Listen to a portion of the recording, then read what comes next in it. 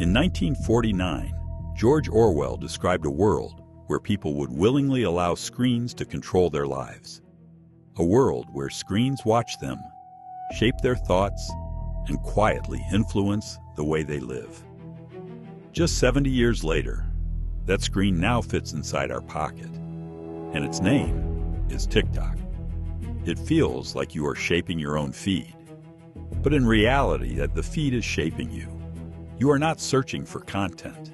The content is searching for you, slowly rewriting the way you perceive the world. TikTok does not read your thoughts. It rewrites them. Billions of people around the world wake up, and the very first thing they do is open their feed. Not the news, not a book, not a conversation with someone they love, but an endless stream of short videos selected by an algorithm that sometimes knows us better than we know ourselves. This is where the strongest similarity to Orwell begins. In 1984, control worked through force, through fear, through punishment for the wrong thought.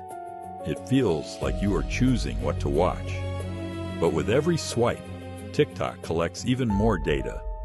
What made you stop? What triggered fear? What made you laugh? Which video made you angry?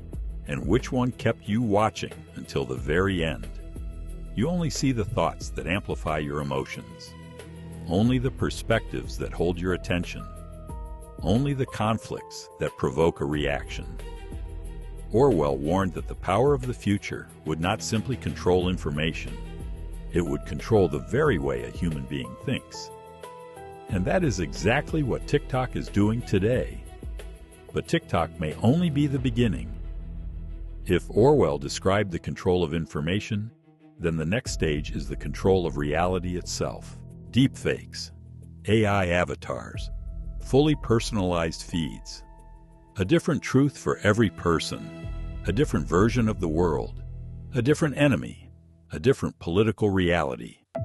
The future Orwell feared may turn out to be even darker. Not one form of propaganda for everyone, but billions of different versions of propaganda, individually designed for every single mind. The algorithm will know exactly what scares you, exactly what will convince you, which video can shift your political beliefs, which fake you will accept as truth.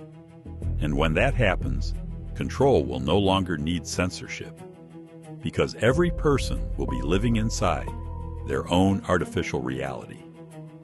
Orwell feared a world where control was imposed through force. But the real future turned out to be even more terrifying. We did not simply allow screens to control our lives. We turned it into entertainment, into habit, into identity. TikTok is not just an app. It is the beginning of the global catastrophe Orwell saw more than 70 years ago.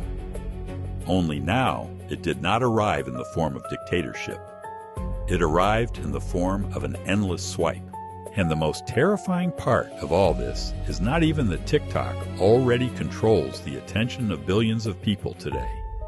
The most terrifying part is that we may only be witnessing the very first stage of the future Orwell tried to describe decades ago.